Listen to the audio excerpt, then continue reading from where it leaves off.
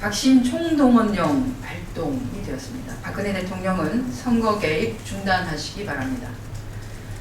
유정복 장관이 말한 외면할 수 없는 정치적 명령이 박근혜 대통령의 하명이라는 의혹이 더 확실시 되고 있습니다. 박근혜 대통령 연출의 하명 공천, 박심 공천으로 새누리당의 지방선거 공천은 벌써부터 내부 잡음과 분란이 끊이지 않고 있습니다. 새누리당은 이번 6.4 지방선거 공천과 관련돼서는 철저히 들러리일 뿐입니다. 기초선거 정당 공천 폐지 약속을 모르쇠하며 대안으로 내세운 상향식 공천 역시 하명 공천, 원정 공천을 숨기려는 포장의 다름 아닙니다.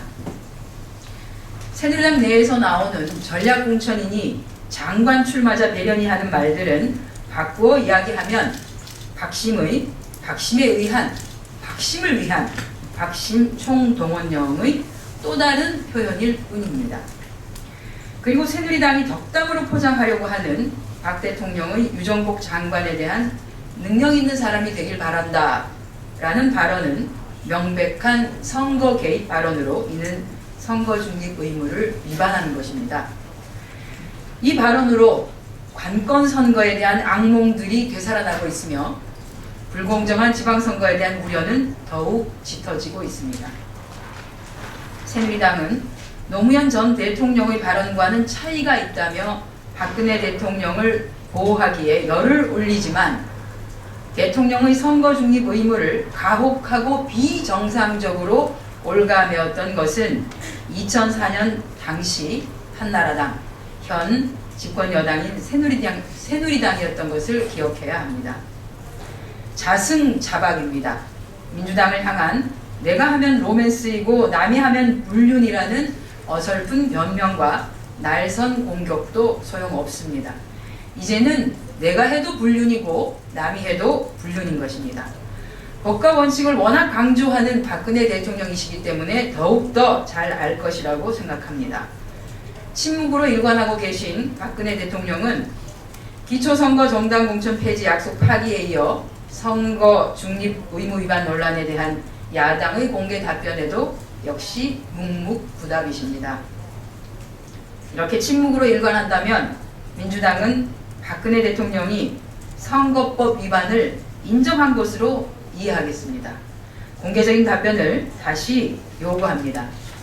답변과 함께 박근혜 대통령은 이번 유정복 장관 지지 발언으로 논란을 일으킨 것에 대해 국민 앞에 사과하고 6.4 지방선거에서는 선거 중립 의무를 철저하게 지킬 것임을 대국민 앞에 천명해야 할 것입니다. 또한 선거관리위원회는 박근혜 대통령의 이번 선거 중립 의무 위반 발언에 대해 즉각 조사하고 적절한 조치를 취하시기를 촉구합니다. 유정복 장관은 약속대로 김포에 뼈를 묻으십시오. 심판이 경기를 앞두고 심판을 그만두고 선수로 출전하는 창조적인 출마 선언이 연출되고 있습니다. 선거사에 남을 코미디입니다. 유정복 장관은 지방선거를 관리 감독해야 할 중대한 임무를 내팽개친 채 김포 시민을 배신하고 인천 시민을 우롱하는 원정 출마에 이어 유체 이탈 출마를 시도하고 있습니다.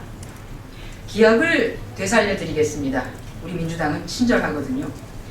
유정복 장관은 지난 2004년에 17대 총선에서 김포에 출마하며 김포 사랑을 위해서라면 어떠한 일이라도 나서야 한다는 사명감을 갖게 됐다고 입장을 밝혔습니다. 특히 유정복 장관은 김포에 뼈를 묻는 정치인이 되겠다는 약속은 육체뿐만 아니라 정신과 혼까지 다 해서 시민의 기대에 부응하겠다는 각오이며 다짐이다라고 말했습니다. 그런 약속 때문이었을까요? 유정복 장관은 김포 시민으로부터 선택받아 17대부터 19대까지 김포에서만 내리 3번 국회의원으로 당선되셨습니다. 그런데 지금 유정복 장관은 김포에 뼈를 묻는 정치인이 되겠다는 약속을 저버리셨습니다. 혹시 김포에 뼈를 묻는 정치인이 되겠다는 약속 때문에 정신과 혼은 김포 시민을 위해 남겨둔 채 몸만 잠시 인천으로 갔다 오겠다는 것이라면 이는 인천 시민과 김포 시민 모두를 기만하는 유체 이탈 출마일 수밖에 없습니다. 만약 유 장관이 인천시장 출마를 강행한다면 하명 출마 의혹, 원정 출마에 이어 유체 이탈 출마라는 꼬리표가 뼈를 묻을 때까지 따라다닐 것입니다. 유정복 장관은 더 이상 김포 시민, 인천 시민을 욕보이지 말고 현명하게 처신하기를 바랍니다. 새누리당은 민생 코스프레 그만두시고 실질적인 대책 마련에 동참해 주시기를 촉구합니다. 5일 한국은행과 금융권에 따르면 소비와 저축의 동반 부진이 계속되고 있다고 합니다. 소비도 안 하는데 저축률까지 줄어든 것은 실질 소득이 줄어들었기 때문이라는 분석입니다. 성장의 과실이 기업으로만 쏠리는 이러한 분배 구조 악화가 큰 원인이라는 분석이 힘을 얻고 있습니다. 전문가들은 이와 같은 상황이 지속된다면 미국과 같은 금융위기가 초래되거나 일본과 같은 저성장, 저물가 구조의 고착화가 이어질 수 있다고 경고하고 있습니다. 이에 취약계층 자활기반 확대, 실질적인 최저 생계비의 보장, 여성의 일자리 확대, 분배구조 개선 등 특단의 대책이 요구되고 있습니다. 하지만 집권 여당인 새누리당은 이와 같은 근본적인 민생 문제를 해결하기 위한 노력보다는 카메라 앞의 민생 코스프레에만 열중하는 모양새를 보이고 있습니다. 뒤늦게 복지 사각지대를 점검한다면서 오늘 세모녀 자살 사건이 발생한 송파구에서 현장 최고위원회를 개최한다고 합니다. 긴급복지 예산을 절반이나 삭감하고 복지 혜택을 국민들이 몰라서 못 받았다고 말하는 인식 수준으로 과연 실효성 있는 민생 해결 대책이 마련될 수 있을지 의문입니다. 제발 빵이 없으면 고기를 먹으면 된다라는 어처구니 없는 대책으로 자족하지 말기를 촉구합니다. 부디 현장의 목소리를 잘 새겨듣고 민생 문제의 근본적인 해결을 위한 최저 생계비 보장 등 취약계층 지원 확대, 분배구조의 개선, 복지 예산의 확대 등 실질적인 대책 마련에 동참해 주시기를 당부드리겠습니다. 땜질식 처방만 늘어놓는 전월세 대책, 새누리당은 전월세 상한제법부터 협조해야 할 것입니다.